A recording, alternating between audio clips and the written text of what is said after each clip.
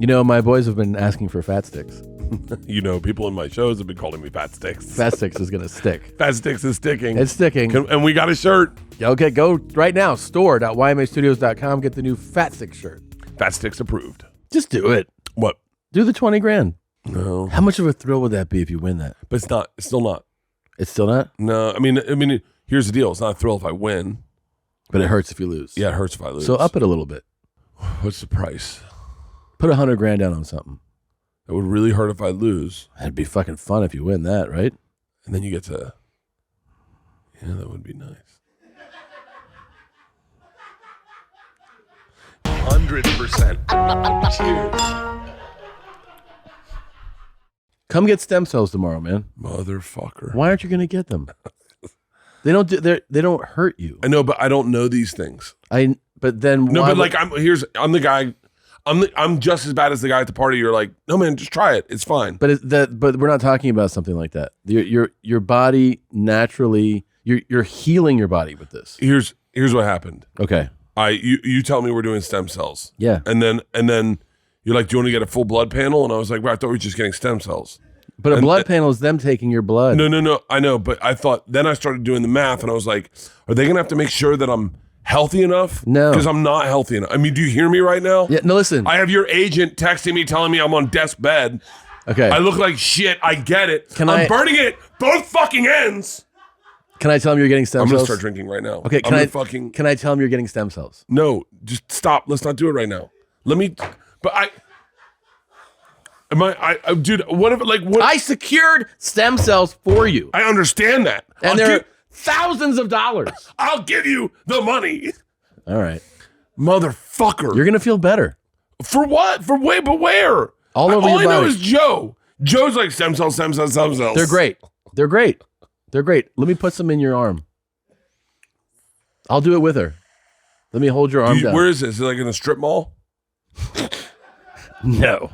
What is it? I mean, I don't know. Well, but I know nothing about stem cells. Okay. I'm starting to sweat. Listen. My blood pressure's through the roof. I can't feel the side of my face because I have a fucking nasal condition. Okay. First Dude, I'm losing my fucking mind. Okay, let me tell you something. Let's take a deep breath for a second. I had a deep breath. You're the one that started this. Let's fucking relax. Okay. First of all, I love you. I know you do. You're great. You're doing great. Everything's fine. I got these to try to help improve the already improved arm you had injured. Yes. They don't hurt. They're kept 84 degrees below zero in this special freezer. So let me ask you this. Okay. If you say that this is what I can do, I'll do it. Okay. I walk in tomorrow. Mm-hmm. They go, hey, Bert. Yep. I say, hey, what's up? They go, let me see the arm. And I go like this. Mm-hmm. And they go, brrr. Yep. That's it? That's it. They take blood pressure? Yeah, sure. No, I don't want them to. Okay, no blood pressure. Okay, no blood pressure. Okay. No anything. Just some stem cells. Yeah. And then I go, cool, thanks. Cool. And then I walk out. Yeah. Then I'm in. And I don't want to do blood panels. Okay. I don't want to do blood pressure. I don't want to know where I'm at right now because I'm like not sleeping on the bus. Let me just tell him because he was going to give him to this sick kid, and I'm going to tell him. Well, hang on. Let me talk to him. Get him on the phone. Get him on the phone. Okay. Get him on the phone. Okay. Hold on. He's not answering. Okay, we'll call him later. Let's deal with this later. Okay. Okay. Hold on. You have no idea how much fucking. Well, let me just tell him. Don't give him to that kid. Hold on.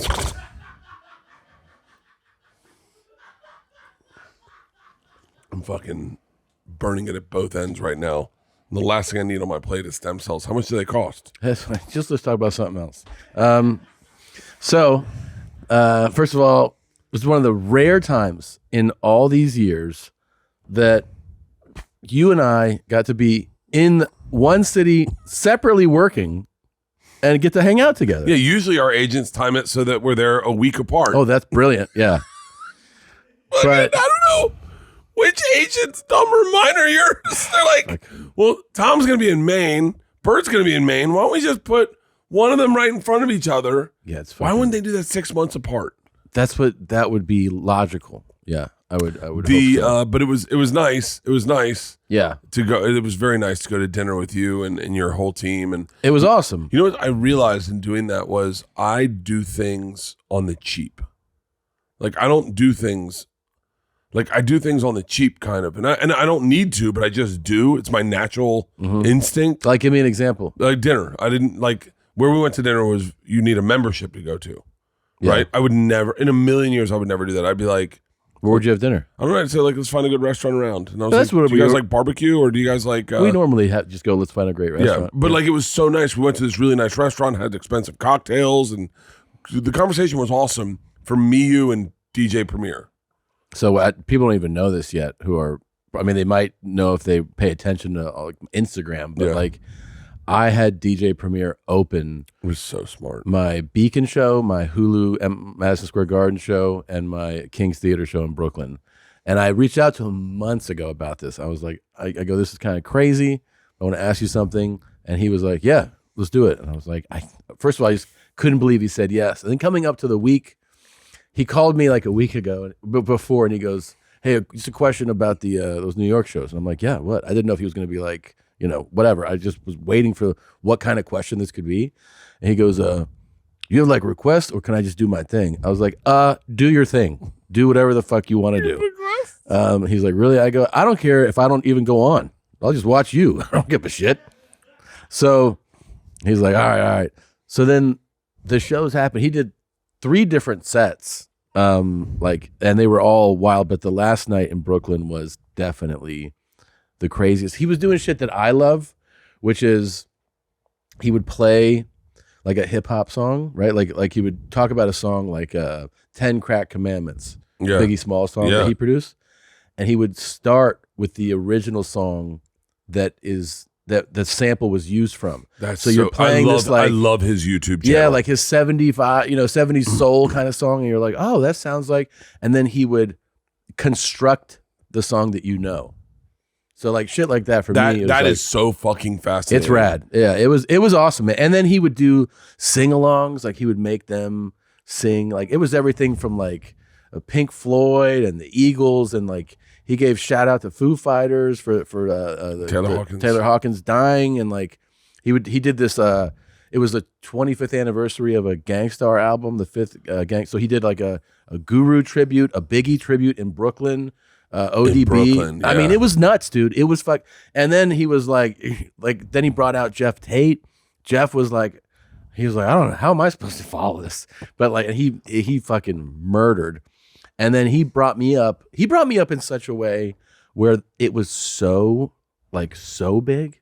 Like I've never been brought on stage to that kind of ovation that I was like, I don't think I'm ready for this. You did a lot of things that there's so much to unpack here. Yeah, there was a lot. Because you changed, you helped me.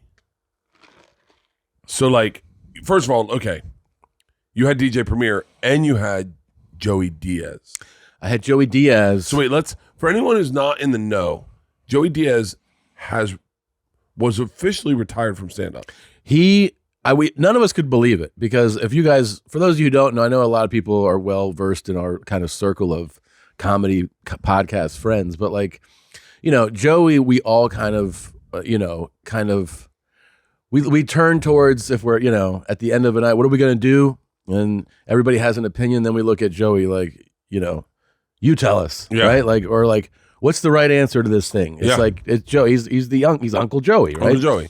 My daughters literally call him Uncle Joey. I mean, he's a little older than all of us. He's got the wildest life experience. He's got a video that's going viral every 5 minutes. All you need is 20 good fucking friends to take over a country. Oh, he's got got great, perspective. He's out of his mind. But we all love the guy because he's so fucking hilarious. And during the pandemic, obviously we moved to Austin.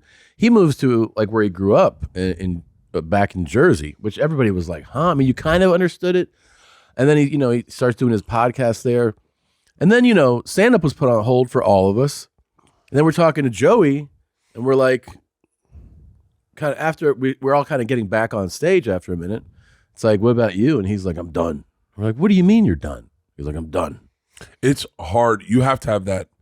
There's got to be something that there's got to be something broken in you, because that break of stand-up, a lot of people retired. A lot of people were like, I think I'm good. Yeah. And Joey was one of them. And I think Joey, what happened was they were here during the beginning of the pandemic. Yeah. And then he was like, I can't live in this box with this kid and these cats. Yeah. And my wife. Like, I need a yard. I need a life. Yeah. And so he went over to Jersey. And also, LA is so weird. LA sucks. It's so weird. I fucking hate that I live there. It was a weird time. Like that was it. It honestly motivated, my lifelong Angelino wife who would never leave LA to be like, you can leave LA. And I was like, really? And so anyway, he leaves.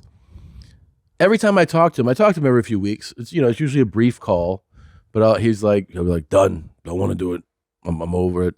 Don't miss it. I'm like, what? So I texted him. So obviously everyone by now should know this. We're recording this a week earlier. We've announced the Fully Loaded Festival. Mm-hmm. Fully Loaded Festival is a festival I came up with when the pandemic started, and I wanted to do at drive-in movie theaters. Yeah. Except for like all the best comics aren't working right now. Why don't we get them all on a bus and we'll all just do 10 minutes. We'll all just do 20 minutes and go around and tour in outdoor theaters. And I loved the drive-ins. I think drive-ins were a tad bit complicated. And I remember calling my agent and saying, you put me in an amphitheater and it's a game changer. Amphitheaters are legit comedy spaces. Yeah. And he was like, what if we create our own amphitheaters? Because all these minor league ballparks are kind of like struggling right now with, would you go in and do minor league ballparks? Put the stage on second base, fill the infield with fans, still fill the stadium with fans, concessions, day drinking, sunset. And I was like, fucking deal. So we get this offer to do 8 shows. It's just such a Bert description of a good time. Yeah. Oh, dude, it's everything I love.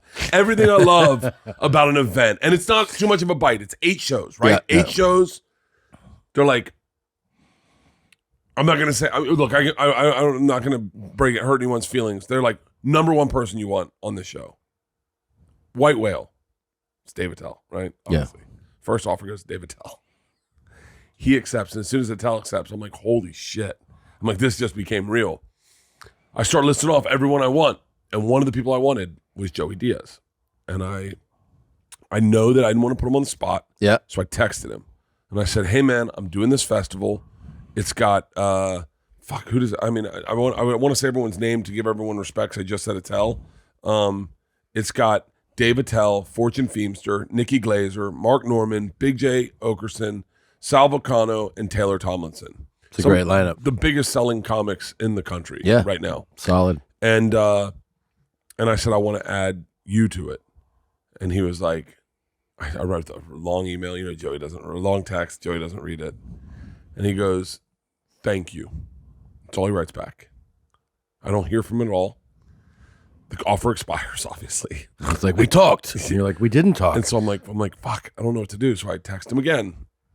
I was like, hey, man, I'm really excited. If you want to do it, I will make it work for you.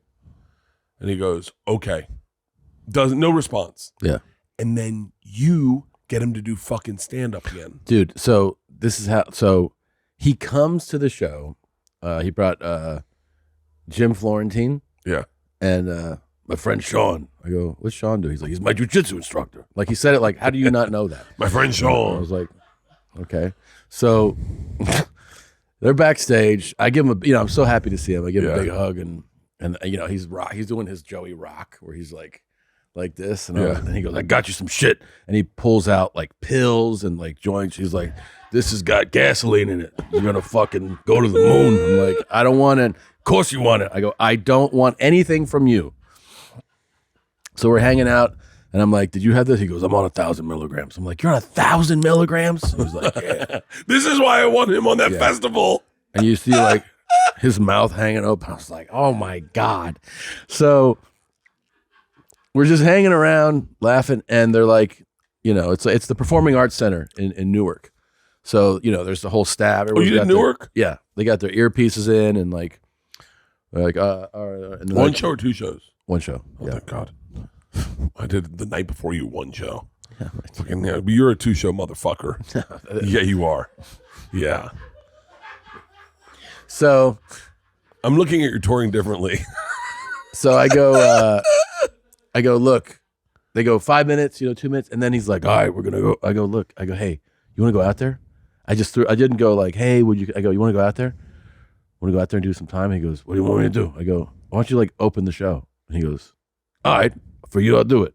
And I'm like, I turned to the guys and I was like, oh my God. Do you realize if he turns around, he starts walking to the stage.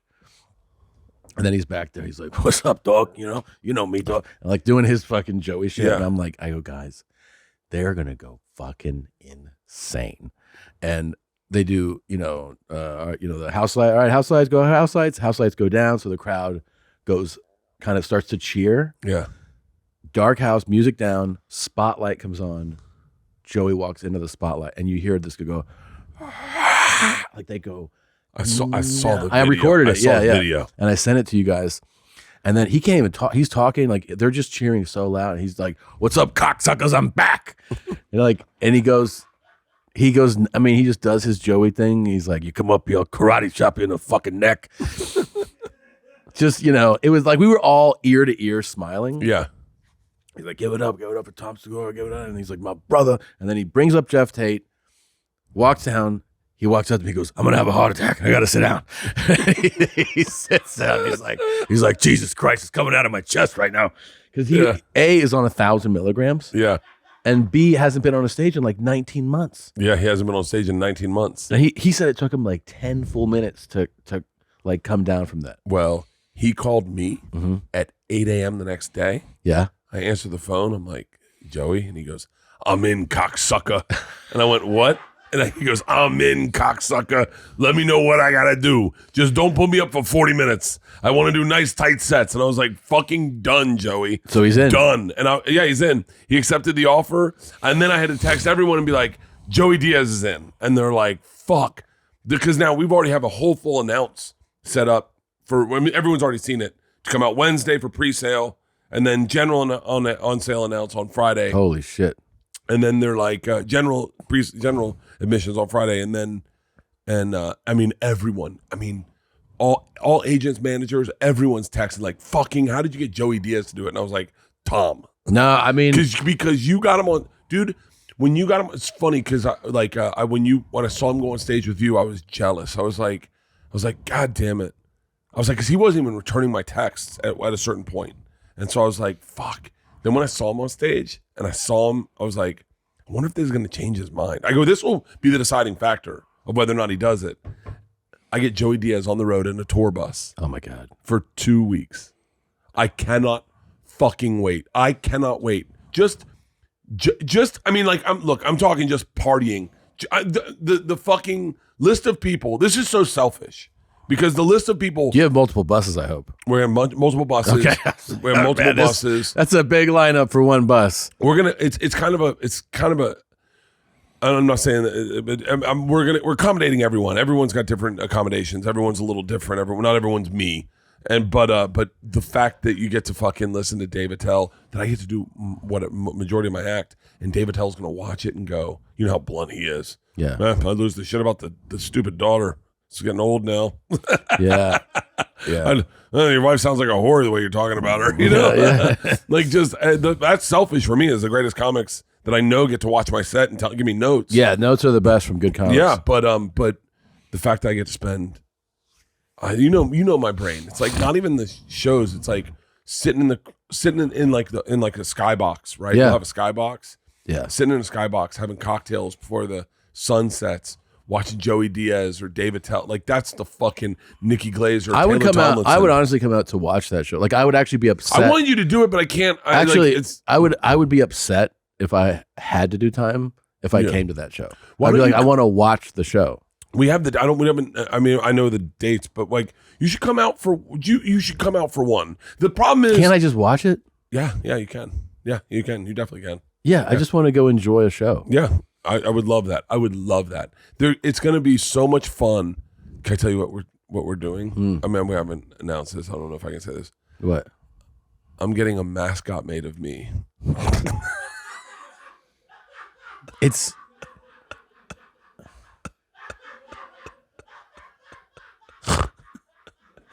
so amazing when you deliver in such a you way, you know? Like that is so there's gonna be a Bert mascot walking around? jeans, big belly, beer in one hand that never leaves. Like with a head, with a big head and a hat. By the way, that's a great hat you got. And so, thank you. So I said, we need to get this moving. I need this mascot made. And they're like, well, you got to hire. This is how stupid I am. They're like, you got to hire someone to do it every day. And I was like, oh, I'm going to do it. And they're like, you're going to do it? And I was like, yeah. And they're like, well, then why don't you just not get the mascot and just walk around like yourself? And I went, oh, that's a good point. I was like, yeah, that's a good point. No, but people would be like, oh, cool, the Bert mascot. Yeah. And then it would be really fucking stupid for you to take it off and be like, it's me. And then they're like, can you put the head back on? I want to get a picture of the mascot.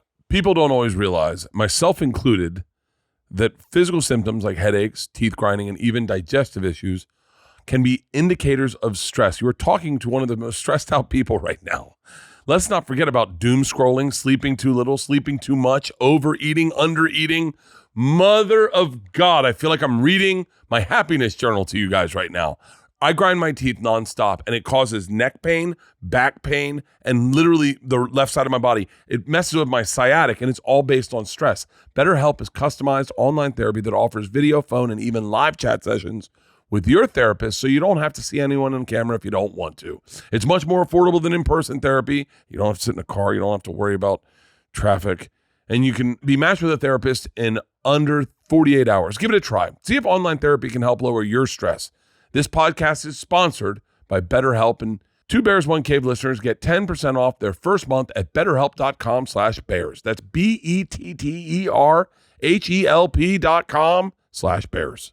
This episode is brought to you by Simply Safe. What do U.S. News, PC Magazine, and Popular Science have in common? They all ranked Simply Safe Home Security as the best home security of 2021. In fact, U.S. News just named Simply Safe the best home security of 2022 as well. We have multiple people here at the studio who use Simply Safe and rave about it. They love it. Simply Safe protects your whole home around the clock, every door, window, and room. It's backed by the best 24/7 professional monitoring in the business, ready to dispatch police, firefighters, or EMTs to your home.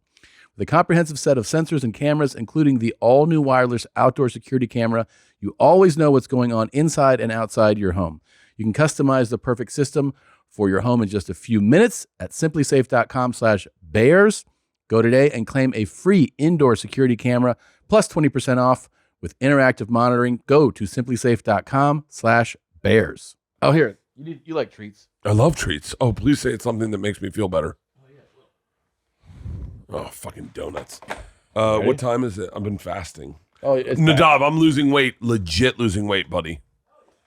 I lost. You ready for this? What's Open that.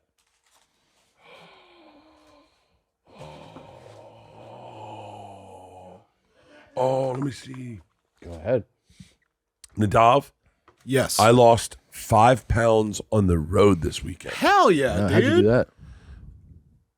Honestly, I think just eating disorder. I think just Eating disorder? yeah. I gotta tell you, they work. They work. They really deliver. I would. Is that just? I don't even know. Is that Sean Nix brought that? Is that just like a regular? Is it just an Can I enormous? just rip into it. Yeah, yeah. Oh my god.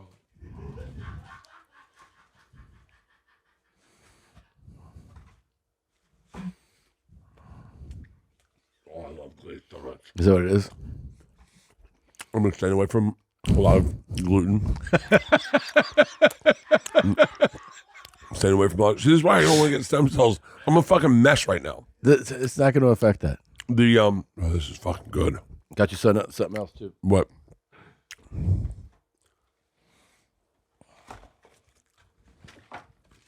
What's that?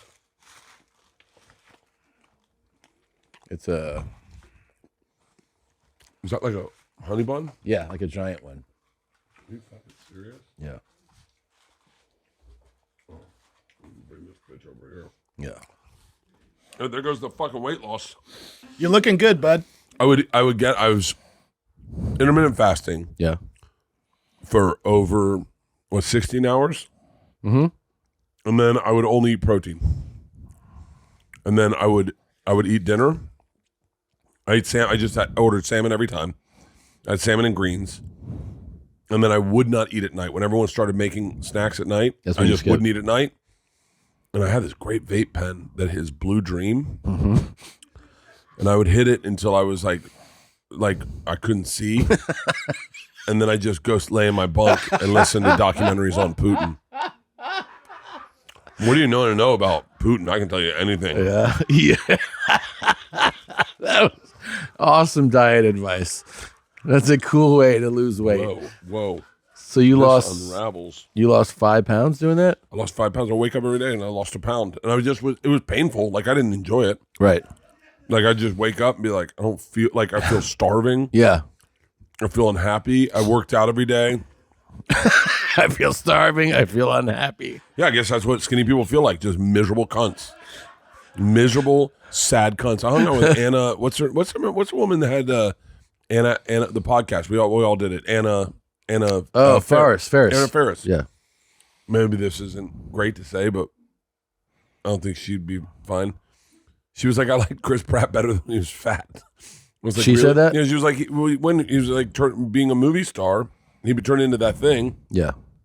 He was just miserable all the time. Like, he's got to be ripped. I'm sorry, Anna, if I shared secrets out of school.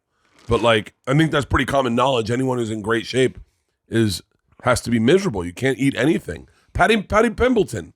Well, the guy on the left does look fun. Fuck. You know he's Spencer Pratt's cousin? No. Do you know who Spencer Pratt is? Is that from like the MTV stuff? Yeah, the MTV. They're cousins. I didn't know that. Yeah. And Heidi Montage. Yeah. They were married. Yeah. And they're cousins. But like, who do you want to hang out with? Which Chris Pratt do you want to hang out with? By the way, I don't know if, like, I think this fat Chris Pratt and I would giggle a lot and get along. Yeah. The skinny Chris Pratt's like, what was the skinniest you ever were? Like in like great shape. As an adult? As an adult. I walked around at 190 for like a year and a half, 2 years, whatever. I was 187 at one point. And I had to go to spin class every day and hike every day. I had like just a regular diet. I worked out a lot. Yeah. I'm working out right now. I feel good. But I'm not happy with eating. Like right now, I'm really happy. Like, this is really happy. Yeah. But I'm letting it go. I also am allowing a cheat day. The Rock says we need cheat days. Do you think The Rock is cool, like to hang out with? Do you think he's fun? He's just focused but fun. But you got to do like all the work before the fun, probably. You know what I mean? So he's probably like 4 a.m. We'll be in the gym. Then I got meetings. Then we got to go over. Then we're gonna talk about these scripts. Then we shoot something. Then I do this other workout. Then blah blah blah. And then it's like at night he's like, "You want to do a glass of tequila with me?" And you're like, "All right, yeah." Do you think The Rock licks his fingers? You think he goes, "What do you know I was talking about?" Probably not like that. Thank God we can lick our fingers again. It's one of my favorite things post-COVID. Yeah. So COVID just went away. You ever lick somebody else's fingers? Yeah, but not, but not. Was it a guy? Was it a guy? Oh, I don't know. What was it? Oh, what a fucking prison move. Lick my fingers. Lick my fingers. Yeah. I had one guy dehumanize me one time. Like, it was a long time ago. It was a long time ago when I was just doing clubs. Uh-huh. And it fucking sent me through the roof. He put his arm around me. He was a fucking big Guido guy. I was in Jersey at like Borgata or one of those. Yeah. Put his arm around me. The fucking WAP capital of the world. Yeah. Take your fucking shirt off and do a fucking picture. And I was like, I'm not. And he goes, I'm not asking. I'm telling. And I went, no, I'm not. And then he slapped me in the face a little bit. And he goes, hey, take the fucking shirt off. It's your thing. It's your fucking thing. And I was like, I don't know. I know I can't fight this guy. Like, I'm not. So I was like, yeah, all right. Shirt's coming off. I took the shirt off and I just closed my eyes in the picture. So that was my one little. Yeah. Fuck you to him. I went like this. Yeah, it's humiliating. I hate people like that. Yeah, of course. He bullied you. It's humiliating. It's like what happened to him in life that that's the way he behaves. Yeah. I have such an issue with bullying. Yeah. Why? Not to go back to DJ Premier, but one of my favorite things ever is how you came out on stage. At the beginning? Well, yeah. I mean, you told me when we went to dinner, you're like, we went out on stage and he was playing Fresh Prince, and then he went into Mama Said Knock You Out. Yeah. Yeah. Well, it was the week of the Will Smith, Chris Rock drama. Yeah.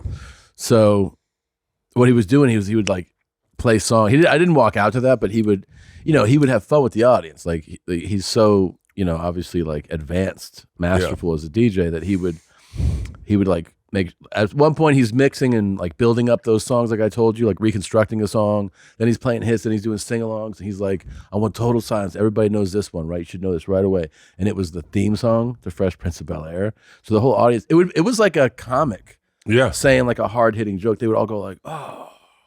And he would like scratch that into, I'm gonna knock you out. So like it was like a comedic thing to do too. Were you nervous that because I found this very fascinating. We're not talking about the Will Smith Chris Rock thing. We're talking about Tom's very even-keeled response to it. And the racial backlash you got. Yeah, that was unexpected. Because I kind of thought because it was two black dudes, there was no like, but it was almost like it turned into Medea, like you don't talk about the family not in the kitchen, Yeah. Yeah. It got a lot. It got a lot of traction, I guess. I mean, the thing is that it got when some people were like, stay at it, like this is not your business. And my response was immediate. I was like, it's totally my business. It's completely it's more my business. It's more my business than it is your business. Yeah. Like a comedian on stage told a joke and got like, how would that not be my business? It's only your business. But yeah, the backlash to it, I totally did not see it coming. I thought it was, people would. I didn't think they would. It would be this polarizing thing either, and also that anybody would see the other. Like when people were like, well, "That was like an offensive joke." I was like, "Huh? Do you understand what offensive jokes are?" And the trying to frame it as her disease. They're like her disease. And he was mocking her disease. I'm like, oh my God, like the spin that I think most people were like, yeah, we're not going to buy into that, Can I tell you secret time? Mm-hmm. What I was told? Yeah. And I don't know who said this, and I'm not incriminating anyone. Uh-huh. I heard there was a second part to the joke. Did you hear that? No. Well, I won't go into too much detail, but someone told me there was a second part to the joke, and the second part to the joke paralleled Demi Moore's relationship with Bruce Willis and her fucking younger guys, Ashton Kutcher. And that Will Smith preemptively was like, I know where this joke's going. I'm going to stop it because I'm not going to have him make a joke about my wife fucking. But he was done with the joke. You remember that? That's what I thought. Yeah, that's what I thought.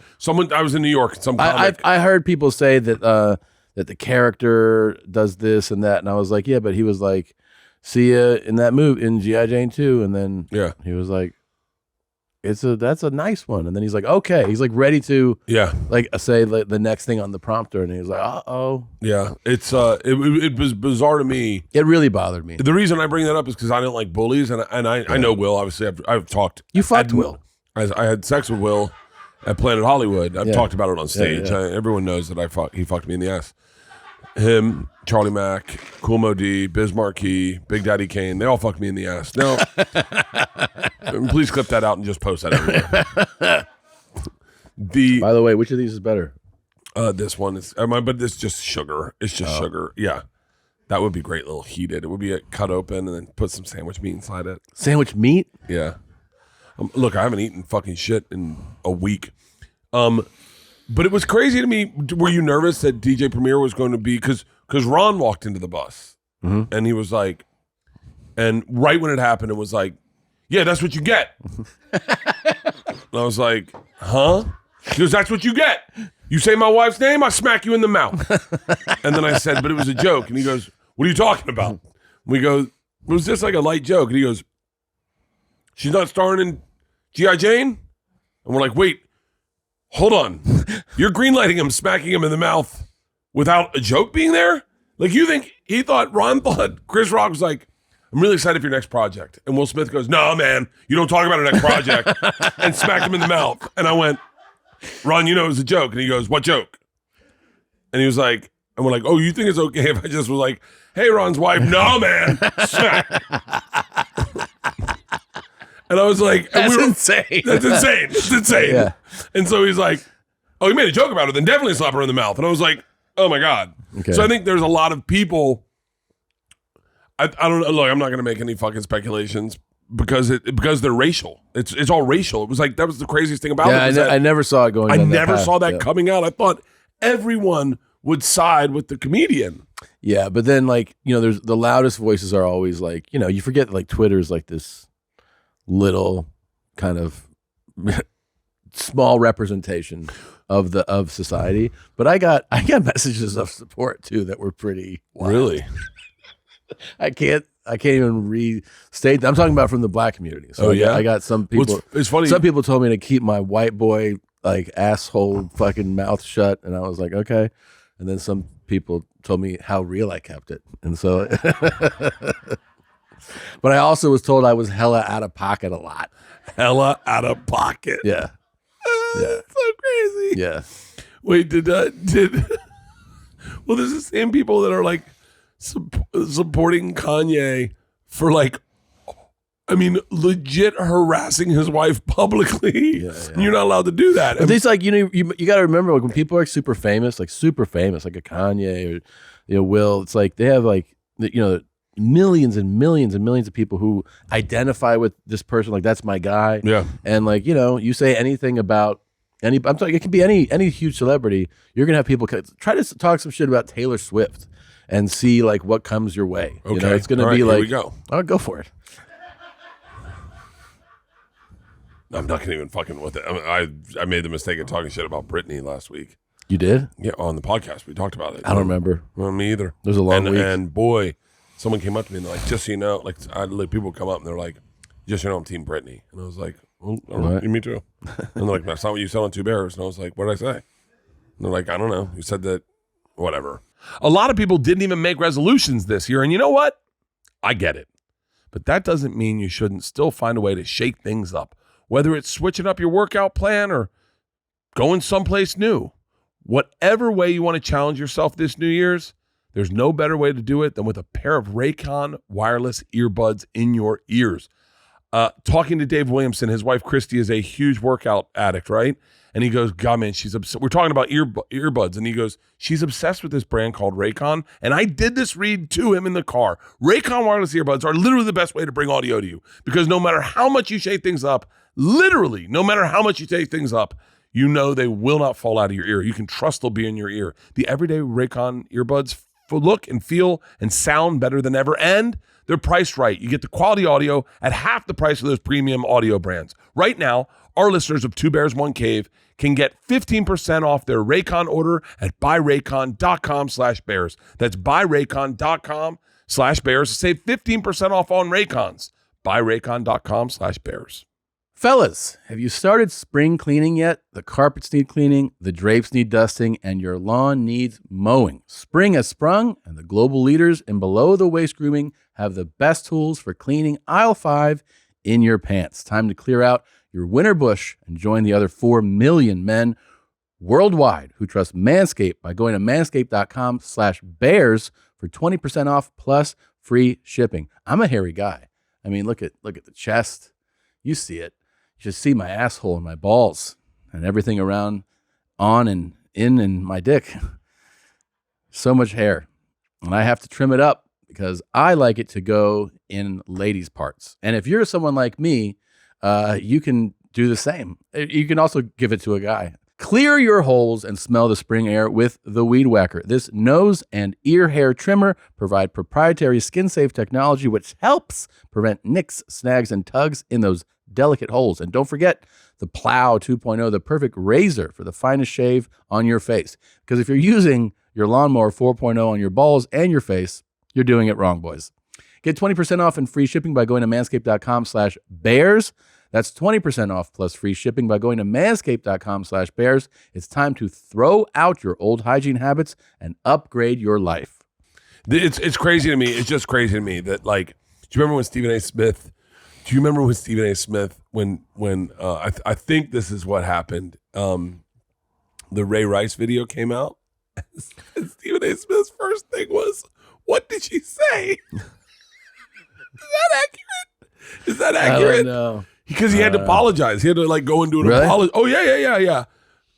He had to do an apology. It was maybe it wasn't Stephen A. Smith, motherfucker. I'm sorry, Stephen A. for that. Oh my God. Yeah, just edit that out if it wasn't. But type it in, see if you can find it. Okay. Oh yeah, you're right. You're right. It was him. It was him. What did she say to him? And you're like, nothing that deserved that punch, Man. But like there are people, white and black, that feel like hitting women is okay and hitting people is okay. Like, I don't think violence. Well, yeah, you see it in all those remarks, like all the not just I'm talking about me. I'm like, but people being like, "Yep, like we got to teach these comedians a lesson. Not everything flies." You're like, what? You can't just pop people in the mouth because you don't like jokes. And the difference is that some people were like, "Well, you know, you don't take care of your wife." It's like they're not out to dinner, and like somebody walked up to the table and said some rude shit. You're at a fucking show. Do you realize the rude shit you could say about LeeAnn before I did something? I'd be nodding and giggling. Yeah. Like she'd have to be in tears, hitting me, going, "Aren't you gonna do something?" Really? Before I was like, "Oh, did you want me to do something?" Yeah. Like the last thing I think about is violence. I would probably do it. I would be more apt to defend my daughters. Yeah, but my course. wife, I don't like my kids. Yeah. You talk about someone's kids, that's a different thing. Talking about kids, or like, yeah, like anything that would like scare one of my kids. If you did something that would, intimidate them or something, I would be scared of what I would do. Yeah. Yeah. And the fucking, yeah. But like, if somebody makes a joke at a show, please. I found that whole thing fucking insane. The whole thing's exhausting. Wait, did you do Big Cat and KFC? I did, yeah. What did you think? It was fun. It's always fun. As I mean, fuck, I'd right? never done what is it? Pardon my take. I'd never done that. Which was fun. He was great. And then I also, KFC is a great time. Yeah, it was the whole thing was Pardon my fun. take. I watched him gamble. I could watch him gamble all day long. Oh man, we talked about how much he gambled, like dollar amounts. How much? Well, he was like, I think they did the, hey, let's cut this out of the show. Really? Man, I wonder if I could get into gambling. Yeah, I think you could. Do you think it puts you to sleep at night? I need something that puts me to sleep at night. I don't know about that. I think it's probably pretty exciting. Probably it's a rush. I've gambled Linda Davos. It keeps you awake. The feeling of Nadav knows. The feeling of did you ever play poker at all? Terrible. It's not for me. So I played poker for a little bit.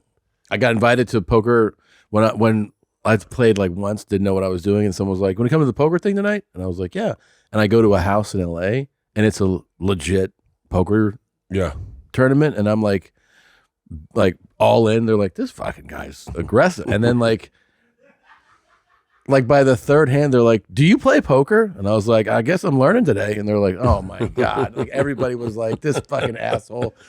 So wait, so there's a feeling when you have, it's called the nuts. It's like the best hand. And I tried to put this in a joke that I have, and it doesn't work, so not enough people gamble, I guess. But when you have the best hand and you're watching other people try to read you, and you already know you've won, but you want them to not know you've won. Yeah. I mean, it's such an authentic gambling experience. But that feeling you have, Nadav, you know the feeling in your heart. Feels better than everything. It feels better than alcohol. It feels better than a first kiss. It feels better than sex. It feels better than everything you've ever felt. I imagine. Wow. I imagine heroin must feel like that because I'm telling you, Dilaudid feels pretty fucking good. I've had Dilaudid. Doesn't feel as good as this. I'm telling you, when you know you have the nuts and someone's and like you get like two kings and the flops king, ace, ace, and you just go, Yeah. and you're like, oh my god, there's nothing suited on the board. You're like, motherfucker, and then they start dropping 2, 7, and you watch this guy. Ace ace would be the nuts in that scenario. No, because you have 2 kings. So you, Right. I mean, if even another person had an ace, they'd have to have 4 aces to beat a full house, and then, right? And those are the nuts. What? The nuts are the best possible hand. So 4 aces is the best possible hand. Yeah, right. Okay, so let's just say you have 4 aces. I'm sorry. I haven't played poker in a while, but right now poker people are like, "What the fuck is he talking about?" Oh yeah. But it's such a great fucking feeling, and I miss it. I don't really gamble anymore because this is gonna sound unrelatable, but I am not willing to bet enough that it would mean something to me. So I'm not willing to, like, in order for gambling to mean something to me, I'd have to put the whole check that I made that night on the table, Right. And then You need the rush. yeah, the rush is what you need. Yeah. And so like I was at a casino. The last time I was at a casino, I don't even remember where I was. I must have been I was in Vegas at the Virgin Hotel, and I went over. Nadav, you're gonna lose your shit on this. I went over. wait. I had $150. Oh my god. Okay. I had I thought 100. you were about to say 150,000. No. And I couldn't get the rush of winning back. I couldn't feel it. Yeah. And so I thought, I'm gonna just put it all on a number. And so I put 100 on 11 and I put 50 on black. No one was at the table. She spins it. She has to wear a mask at the time. And it hits 11. And 11's also a black number. And I won roughly like $4,000 or something. And she looks at me like this and goes, no one's there, right? I went, she goes, what? And I said, we only know about this. And I still didn't have the feeling. I didn't have the rush. Yeah. No, I'm not saying that $4,000 doesn't mean anything to me, but I was like, you know what meant something to me? She puts all the money over, and I grab $1,000 and I give it to her. And she goes, I was like, it's yours. I go, we won together. And she was like, and she walked off. Yeah. And I was like, yeah, dude, but I haven't felt that. In order for gambling to mean something, you need to have stakes in it. You have to. I saw this guy. What's his name? Famous actor. Was it Matthau? Walter Matthau? Yeah. Is that his name? Yeah, he's the guy. The comedy guy. He was Yeah. he was in the comedy movies. He was a gambler, right? He liked to gamble. Yeah, him. And you know what he said in this interview? What? He goes, "It has to hurt. Yeah. It has to hurt. If like the wager, if you lose it, it has to hurt for you to feel the thing." That's how he's, because they were like talking about amounts. He's like, it just has to hurt. So that's a different number for different people, obviously, you know. So, but I get it. Like that's that just gave me a second where I went, I don't want it to hurt. Yeah. Well, you don't want it to hurt, but like for it to be, because the whole thing, I liken it to sports. When people go like, you know, do you like watching sports? The whole thing about sports is being emotionally invested. Yeah. So if you're not emotionally invested, you never get the full thing. Like your team winning a championship, going crazy, you only feel like that, like really crazy, if you are like a ride or die for that team. Yeah. And you got to feel like the losses and the bad times. You know? Oh, wow. So like if you're not that's as a fan of something.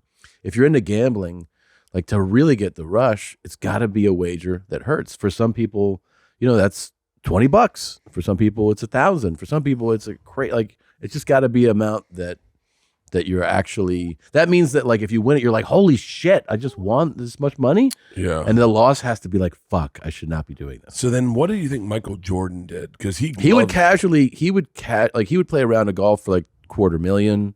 You know, he would go to the tables and do $10,000 hands. That's what, like, you know, that probably doesn't hurt.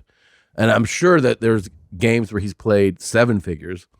My favorite thing to do is go into a casino it was one that I performed at. Hit that first one. Yeah. 36-hour gambling. Let's see. Michael Jordan and make it bigger again. Scroll. When Mike calls, the buy-in goes up below higher. It's going to be a number that everybody has to bring to the table. I'd say 20,000 just to get in. If you don't have 20,000 to get in, you can't even play. Mike was competitive. I remember one time we played spades for 36 hours. We were playing against two other guys, and Mike and I were partners. They had us behind 900,000. Oh my God. Yeah. Oh my God, that hurt. That would hurt. 900. 20,000 would hurt to buy in. Because you know that once you get into for 20,000, the number just starts climbing. Of course. And let's say scroll. So how did that game end? I was leaving for Boston in a couple of days, so I had about 100,000 cash. I was always a cash person. MJ had about 200 grand on him, but he sent for 500,000. The other guys we played against had money too. They had us down 900 grand. We got back all the money except for 20,000. Mike did not want to see them win 20,000. They ended up winning 180,000. Because scroll up. Because he got too tired. He was falling asleep at the table. When Jordan needed the $500,000, he actually sent his nephew to retrieve the money out of his golf bag and bring it to him. Walker said that Jordan instructed his nephew not to let Jordan's wife see him getting the cash. Don't let my wife see me pull $500,000 out of my shit in my trunk. Holy shit. Man, that's fucking, but see, that's what gets him his juices going. That amount. That's insane to me. Yeah. I don't have that. I definitely don't have that. Dude, his golf bag? I mean, do you remember when we got, how much did we get when we did that Two Bears Live in fake money? I don't even remember. It was like $400,000. It's a lot of fucking like fake stuff. Yeah. I definitely. You're a real fucking legit gambler if you have like stashes and you know what I mean? Like, hey, I need cash now. Where it's like in my golf bag, open the trunk of my 7 Series and there'll be a golf bag in there. You know where most people put balls? There's like $1.6 million in there. Go ahead and pull out 500,000. How heavy is this golf bag? He's walking around with $500,000 in it. The funny thing is that's probably $500,000 that Mike has won off of other people over the years playing golf. Bet. Yeah. He's like, hey man, don't forget that 100 grand. You go get it right now. My favorite thing to do in a casino that I've performed in is go over to a table full of fans that just saw the show. Yeah. And put out $100 or $1,000 on the table and go give everyone $100, but bet recklessly with it and watch people just go, fuck it. Put it all on and up, and watch people, and then they can keep it. Yeah. No one's ever walked away winning with that. No. But I do it every time. Every time I go to a casino, I can put $1,000 on the table. Great. I love it. I did it one time. The first time I did it was right after I got back from Serbia. Yeah. And they had a private table for us, and so it was just like all the people that had been in the movie that were out there, and some my cousins and stuff. And so I put $1,000. I gave everyone $100. I was like, bet recklessly, and everyone lost it on the first roll. Really? Yeah.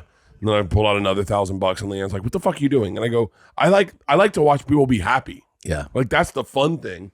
Is like if I put $1,000 down, and I won $1,000, I'd be like, cool, I'm not saying that I'm like super rich or anything, but it just doesn't. The action isn't there. 20 grand's the action, and I'm not willing to do it.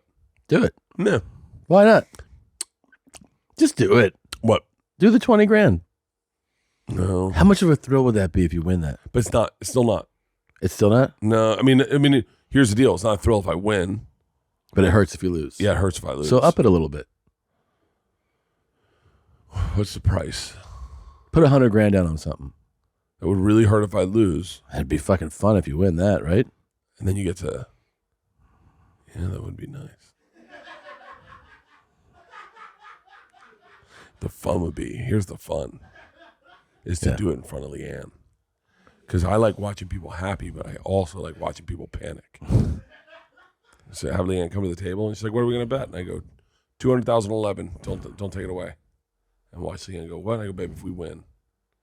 What do we get? 200,011. We get like $1 million. This is roulette? I love roulette. Man. I love roulette. She would grab that off the table, right? Oh, yeah. Yeah. Oh, Oh, 35 to 1. Yeah. I thought it was 36. 35 to 1? That's when I won $100. I walked away with like fucking $4,000. I didn't walk away with it. Wow. $200 would be $700,000 something. $200 would be $700,000.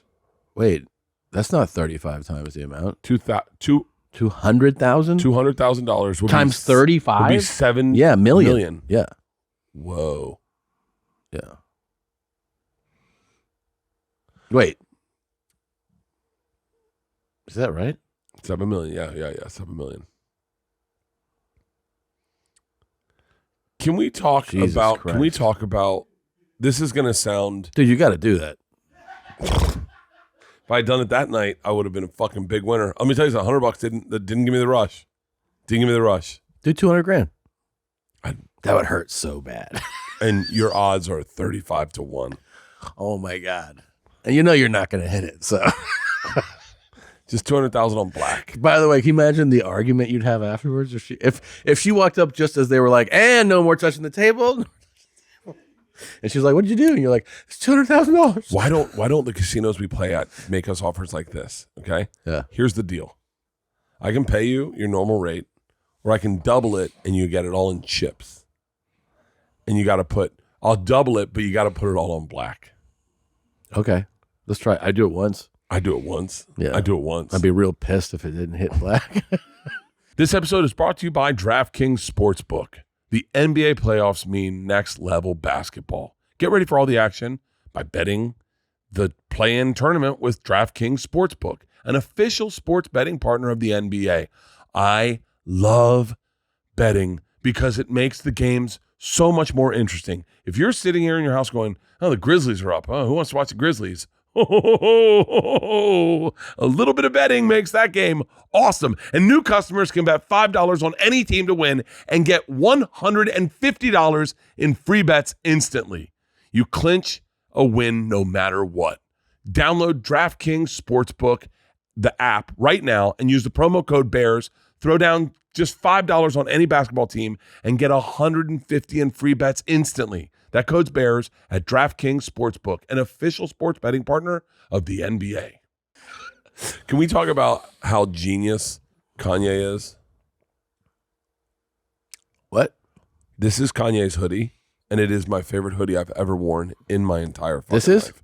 It is so comfortable. There's some donut stuff on it. So that's what I was like. Oh, Jesus Christ. Yeah. Kanye's sense of fashion is so comfortable. Yeah. This hoodie is it's heavy as fuck. It's like a thunder blanket. Yeah. And it's got a hoodie sewn inside out inside this hoodie. So you're wearing really two hoodies, but you're getting the best part of both hoodies. This part is on the inside also. Oh, really? Dude, and it's so heavy and the fucking thing comes over so fucking much. Where did you get it? I got it at a sneaker shop.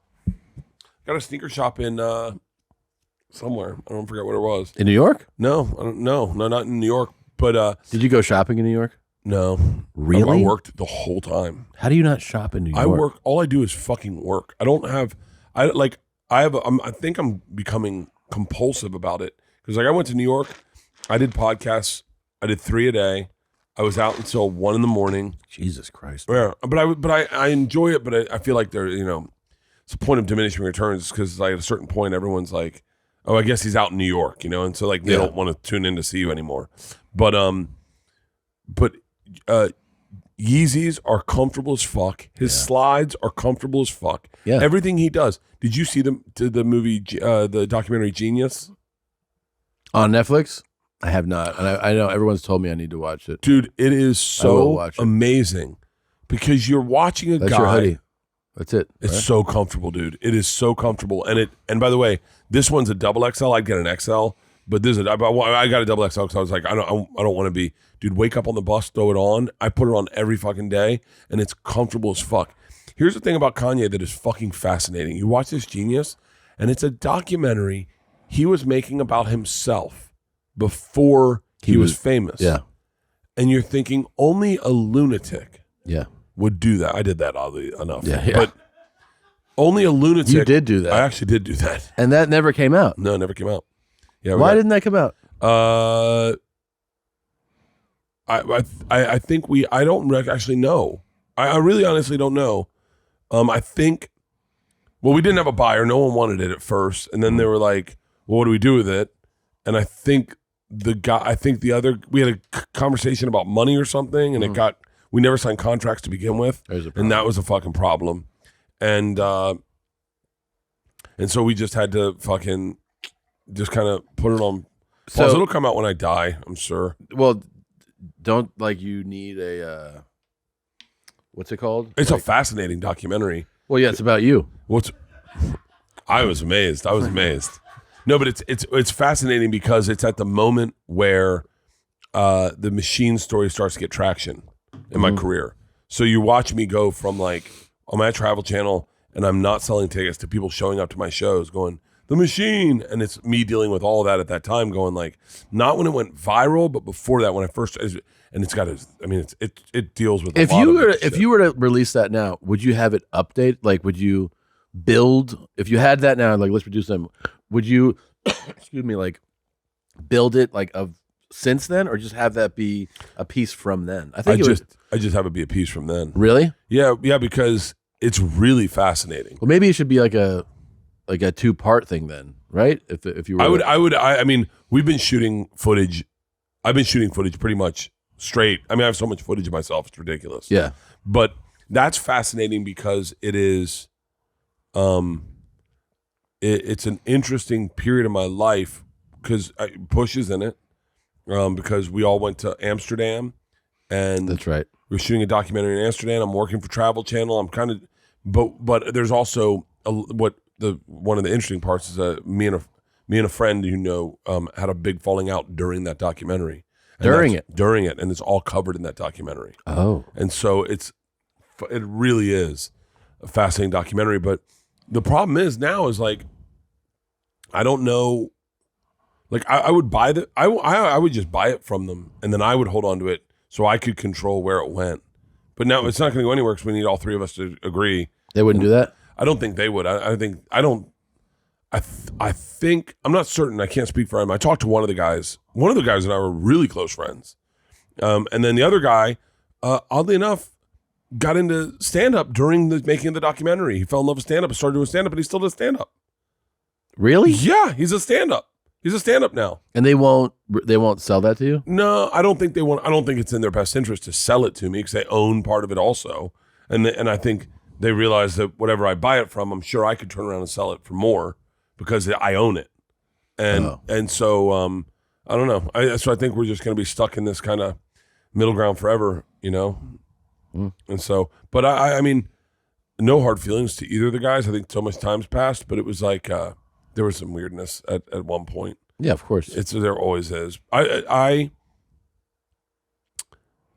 This documentary on Kanye is fucking fascinating because you watch him. He's doing a documentary about himself, and then he gets in that car accident, and he has this deal at Rockefeller. You watch Dame Dash kind of blow Kanye, legit blow Kanye off, and you watch Kanye do things that would kind of bother you in the entertainment business. He's in the studio with Jay-Z, and he's like, yo, let me spit a verse on there. And Jay-Z's like, all right. And he goes in and he kills it. Jay-Z's like, oh shit. And Jay-Z's like, man, a shut mouth doesn't get fed. God damn it. If you hadn't said anything, you wouldn't be on this. And then you see how much he idolizes Jay-Z. But throughout this documentary, he gets in the car accident. He's out in LA, he gets in the car accident. And then he decides that he's going to do the song Through the Wire. And you watch him say, what if we did it and we used all this documentary footage we have to play throughout the music video? And then I think the theme of the thing is we'll play this song for the best people in the business and watch their reaction and get their reactions. I mean, it really is. I mean this in the best way. It's the most, I mean, it's got to be the most frustrating broken brain to be around because he's just very singularly focused.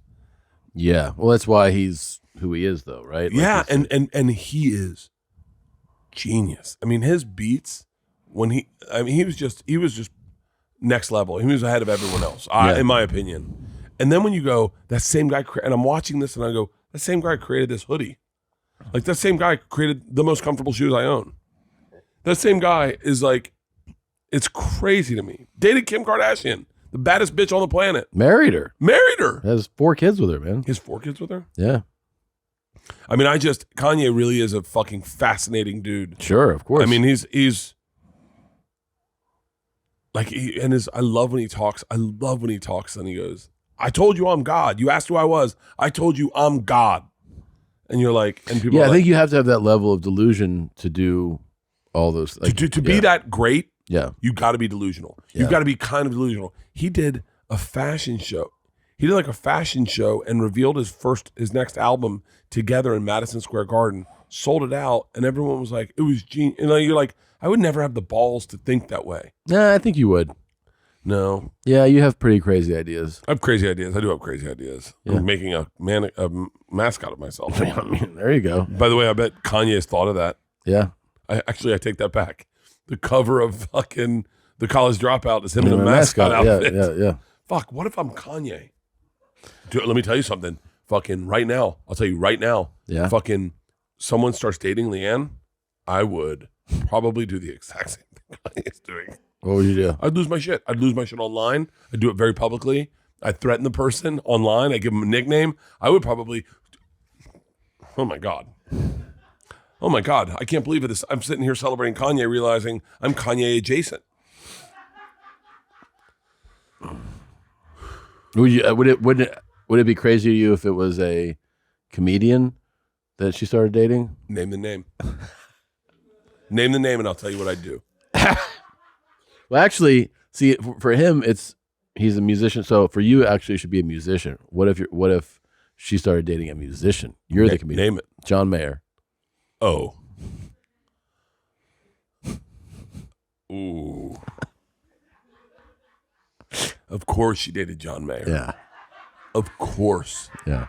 Of course. The same guy that's tried stand-up a few times, LeeAnn would find him a fucking hilarious. She'd be like, he is so funny. Because he probably has like the softer jokes. He's like, what's up with fucking, I mean, like just the dumbest take on something. I can't even think of a dumb take on things. No offense to John Mayer, but I would fucking lose. By the way, what if he texted you from the bed? Like, hey, you're like, I'm in bed with LeeAnn. I'd murder him. I'd murder him. Just so you know, John Mayer, if you're watching this, fucking, for real, I'm not even fucking around. Hands off, okay? Hands off. I don't even want to meet the dude now. I liked the guy until now. And now I don't even want to fucking meet him. Yeah. I don't even want to meet him. He didn't do anything. I don't even fucking want to talk about him. You know what? I already had a thing about John Mayer. Yeah, now I got a real thing about him. Yeah. John Mayer, you can fucking... Dude, that's crazy that even in imaginary worlds, I'm like... Because I know what side of the bed he's on. Yeah. And I go... And also, not to leave LeeAnn with him for like... She would be... How old's John Mayer? She would be head over heels for John Mayer. If she met him right now? Head over fucking heels. And John Mayer, 44 years old. Good luck fucking a 50-year-old John Mayer. You're not ready for what she brings to the bedroom, big guy. What if it was Jake Gyllenhaal? Oh, I'd fucking...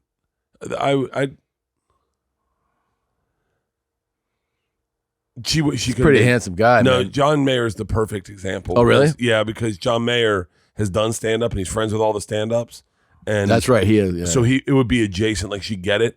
And I'm no side on John Mayer, but I'm sure his takes are sometimes, middle of the road takes on comedy. I don't think he's like... I don't know. Well, he's not doing specials, right? Well, he's not a stand-up. No, he does stand up. No, I'm saying like he's a very famous, very talented musician who's funny, who I'm sure at his shows is on mic all the time. And he has at the store, they've put him up. Yeah. Yeah. And her sense of humor is so John Mayer. Like what she likes, when I tell a joke and she's like, I don't get it. She would never say that to John Mayer. She'd be like, now that's funny. And John Mayer would never ask her about me, and she would never talk about me, and I'd just be dead. I would be dead. If I didn't speak up for myself, I would be dead. They would be like, we're moving forward. And I'd be like, hold on, I'm right here. Whoa, what the fuck are you doing to me? I got to take this Kanye hoodie off. I'm fucking turning into him. You're just visualizing it. So do you think, holy shit. Yeah, isn't that demoralizing too when your lady is like, loves a joke that you're like, that's what you like? There was a comic when President Barack Obama got elected. There was a comic who said, we have a black president in the White House. Is Air Force One going to have spinners on it? And LeeAnn laughed, and I went, what the fuck are you doing? I was like, it's not funny. It's not funny at all. She went, well, no, black guys have the wheels that spin. So, like, on the plane, when they have those, I mean, it's funny. And then aren't you like, how do I love you? I remember there were a couple comics that she did not like Zach Galifianakis. She did not like Daniel Tosh. And I was like, hold on, these are like, they're legit hilarious dudes. Yeah. And she didn't like, she watched all of Daniel Tosh, and she was like, I get it. I get it. Immediately. And I was like, you get what? She's like, I get it. I get where his angle's at. I get it. And I was like, hold on. Just stop getting it. He's telling jokes. Just laugh at them. And she's like, well, I can't. I mean, I already know where he's going. I get What? it. She said the same thing about fucking Jeselnik. She's like, I get it. And I was like, you can get it, but still enjoy it. Yeah. And with Zach, she didn't like Zach. And she was doing the same things, arms folded. And then he told one joke that turned it. And then she fell in love with him. He said his one joke was, it's time to do laundry when you get out of the shower and dry off with a shoe. And I just she was like, that's a good one. That's good. That's good. Okay, this guy's funny. The piano thing's bothering me, but this guy's funny. Christina would get mad if at me because I used to go, hey, I know that if I run a new joke idea by you and you disapprove, like you don't like it, I know it's going to kill. And she's like, excuse me? I'm like, yeah, if you don't like it, then I know it's good. And she's like, that's not true. And I was like, no, it's kind of true.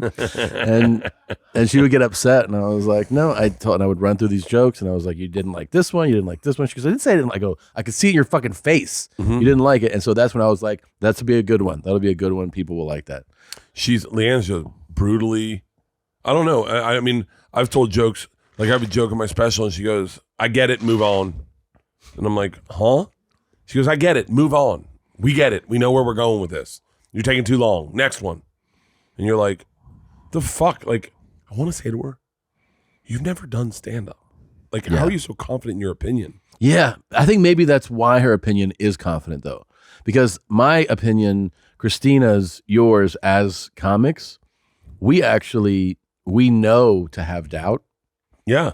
Because we do it. I remember. And I think people who've never done it, that makes sense to me now that I've been around it so long. I go, oh, like the people who have no fucking idea what they're talking about will feel like secure in like this and not that. Whereas people who actually do it kind of move in and out and they go like, oh, you know what, maybe, or maybe this, or maybe that. Like it's not as certain. Yeah. Yeah. You have to have doubt. I'll tell her a joke. Like there's this New York comic, I don't know his name, so I won't tell his joke, but they're very, very funny jokes. And a couple of them have to do with fucking animals. And LeeAnn just can't wrap her head around that. And she's like, and I'm just like, it's not real, LeeAnn. He's not really fucking his cat. Yeah. And she's like, well, it's not funny. And I'm like, I have some animal fucking stuff I'd like to show her. I have an animal fucking joke in my special. Yeah, I have animal fucking jokes, and I have videos also. Really? Yeah. Not me. I'm not fucking the animals. You know what it is? You know what's crazy? What? So the girls will text each other. Yeah. And they'll text each other on Instagram. They'll DM each other, LeeAnn in Island, Georgia. And then they'll come down and they'll go, hey, did you get that one? And they'll like, that was hilarious. And then I'll be like, wait, what is, like, what's hilarious? Yeah, how come I'm not included? And they're like, you wouldn't get it.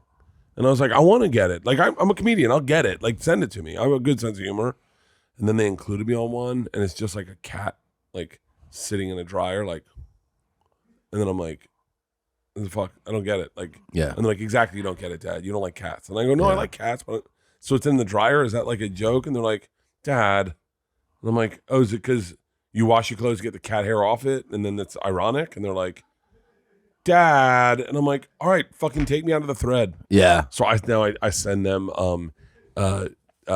videos of of like thorns coming out of people's feet and people shaving skin off feet and people taking toenails off and like all this shit. I like pimple poppers. Isla and I share pimple popper videos all the fucking I like time. to bully. I like to bully people who laugh at shit like that. Like, and especially if I'm close to them, I like to make them never want to talk to me again. I'll show you exactly what LeeAnn. Like the cat out of the dryer. I would absolutely humiliate anybody in my family who sent me that. Dude. Like they'll be like, I guess we should maybe not have a relationship.